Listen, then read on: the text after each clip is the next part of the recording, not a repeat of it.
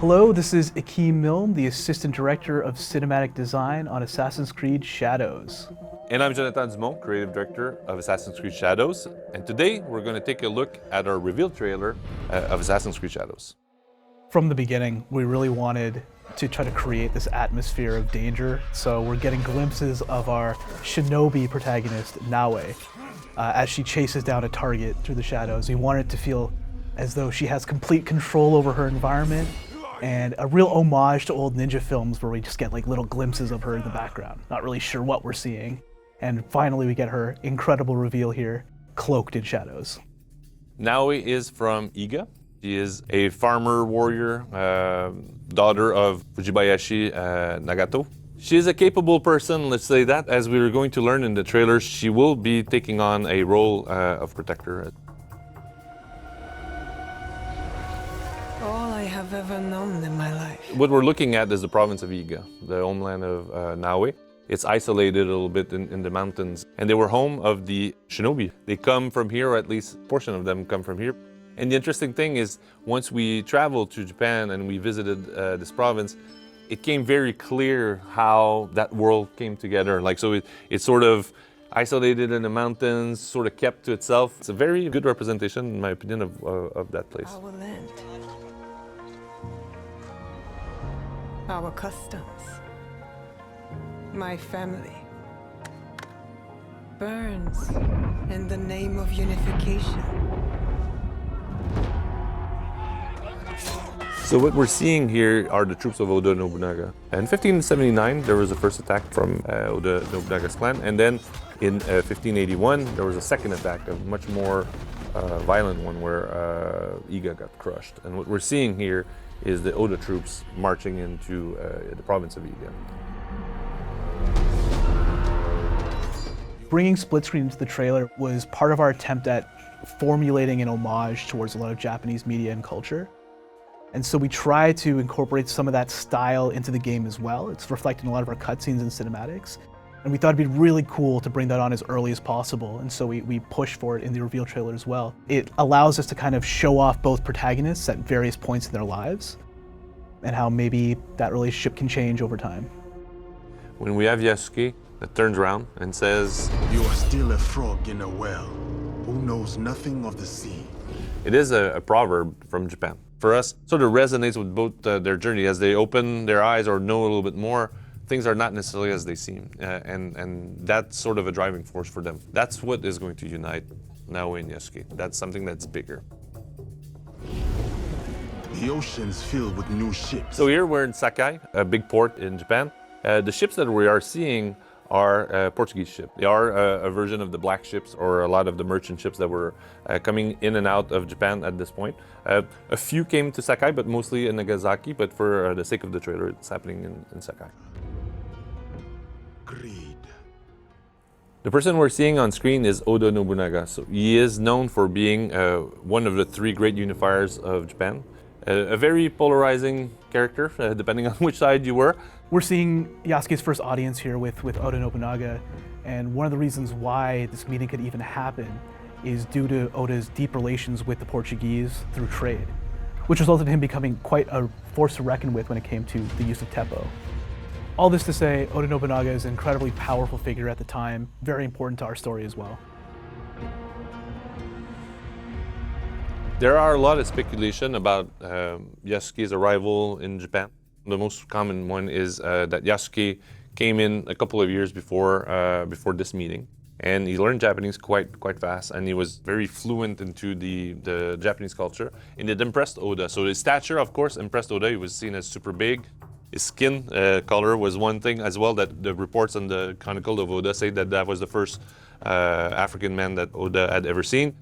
Oda asked him to stay with him, and this is what we know pretty much of the story of Yasuke. So there are a couple of elements that we will see also in the game that are historical reports of his presence, but then after that there's quite a bit of an interesting what if with him that will happen. Power. The initial volley, this is a concept that we had very early on, this really cool idea of the initial reveal of Yasuke emerging from the gun smoke.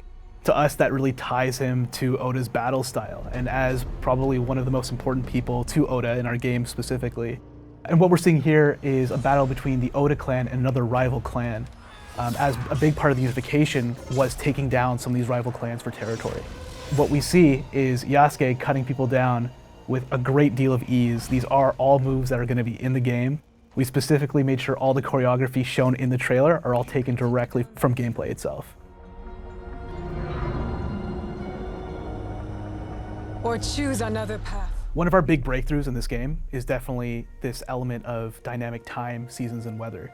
And we were kind of racking our brains with how to depict this in a trailer. And so one of the ways we thought about establishing their relationship was to kind of break the rules of time a lot. We're seeing them out of place a lot. They're seeing each other, but that might not be literally the first time they meet or lock eyes. And what we're seeing here really is kind of a culmination of both of their journeys. Even though Yasuke has been on a journey as a fighter for Oda Nobunaga, does he think that this is the right thing to do? Now he's confronted to the destruction of the province of Iga. So sort of a tying two worlds together at this point. In particular, the shot of them in the open field to us is really this moment out of time. It's them speaking to each other on a level that might not literally have ever happened, but it's really the moment that really brings them together. And just like a quick little note here, for those eagle-eyed viewers, you'll notice that the split screen is slightly different here, which was once again a deliberate decision we made. The other one has a bit more of a slant to it, maybe a bit more aggressive, especially if you're familiar with like anime or manga codes, comic book codes. But here, flattening it out a little bit establishes that maybe the relationship is different. I don't want to speak too much about that, but given the time period of our game, unification is a really big deal. And I think the concept of unification can mean very different things to different people. And it definitely resonates differently for our two main characters. And we must look for it together. So what we're seeing here is that Naoe and Yasuke do have allies in the world. Like every good shinobi, she has access to a network of spies and people that can help her and trade for information. And we're seeing here is somebody giving her information on the whereabouts of the person that she's looking for. In the game, you can switch between both characters as you please. They do have a life when they're not played, so when you switch back characters, you can see them do something different. Most of our black box level designs allow for both playstyles to work kind of perfectly, and you can choose the one that you prefer. If you want to go in and just be full of brawn, cut people down with Yasuke, you have that option. If you want to take a sneakier option, well, you'll see what that looks like in a second. Rebuild. This is my favorite part, the wink. A big thing we were pushing for in our trailer was to really humanize our protagonists.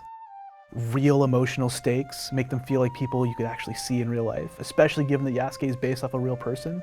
We wanted to be authentic, at least somewhat, to a full breadth of emotions that he could portray. And follow the blade. We developed quite a bit of new tools for Naoe and stealth, and one of them is the grappling hook. And the grappling hook allows you to climb over walls that you cannot climb with Yasuke or without the hook, which opens different paths for Naoe. And there's quite a bit of hook points in the game, so within every layout that you're going to see, and sometimes to come in from a different entry point. So it's an integral part of their stealth arsenal, as she can navigate much faster into the open world.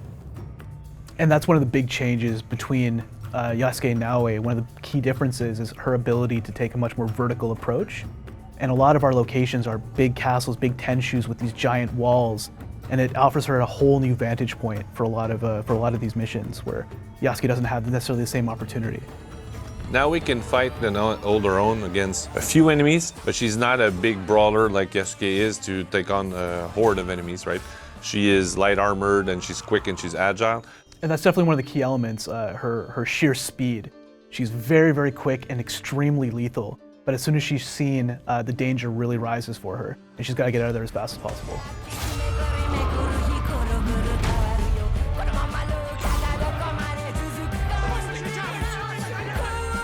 Is destruction in the game, Joe? Are some things breakable in our game, would you say? It's breakable in the game. Part of our dynamic world and the dynamism that we created for Japan, goes also in the low-level destruction. So the weapons that we've put a lot of little technological breakthroughs for our weapons, where you can destroy a large amount of props in the game. You can see him plow through the Suji doors. You could, destroy a full market if you wanted with the Kenobo. Obviously, the goal is still not to break everybody's stuff, but Yasuke can do it as well as Naoe, depending on the weapons they're using. That's right. Yasuke is not the only one that can break through those shoji doors. Now it can assassinate people through them. This is a weapon that Yasuke can carry around in the game. It's called a Kenobo. It's a very heavy weapon that does a lot of damage. It's a little bit of a slower weapon compared to katana, for example. But it is a weapon that brings a lot of destruction as Yasuke wields it. And Yasuke is a strong man, so he is the perfect candidate to handle the Kenobo in the game. I said, who do you serve?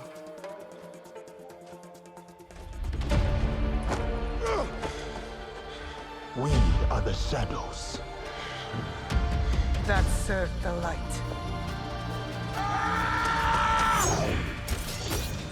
The hidden blade has two functions, so it can come out as a regular hidden blade, like for stabbing people. But now we can extrude the second portion and flip it so that she has a dual wield using a smaller weapon called a tanto and her hidden blade at the same time. So that's a very fast, damaging situation for most people that are fighting her at that time. And what Joe touched on is something that I know fans have been wanting for a long time, to bring back hidden blade combat, like being able to just fight with your hidden blade. And we brought that back with the Tanto style. It's very cool, very fast, once again, very lethal in Naoe's hands. When it came to the name of the game, that was something I remember Joe talking about, making sure we had some sort of base into the original lore. And this line was always something that really stuck out with you. We put it in the trailer as well as a kind of punctuation, shadows. They are working in the shadows to serve the light. And that's always been the callback we wanted to conjure with this. Paired with that is also our renewed emphasis on stealth in this game. There are a lot of new mechanics we've added. There are a lot of really interesting tools we've given Naoe. I think for fans of stealth, you're going to be extremely pleased with some of the mechanics we've added into the game.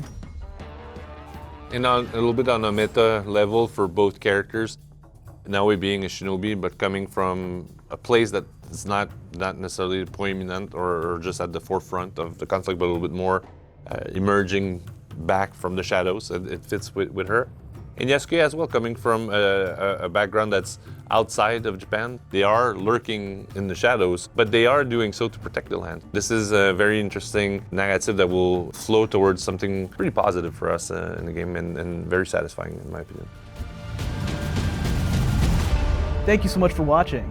Assassin's Creed Shadows is out November 15th, and we cannot wait to show you more.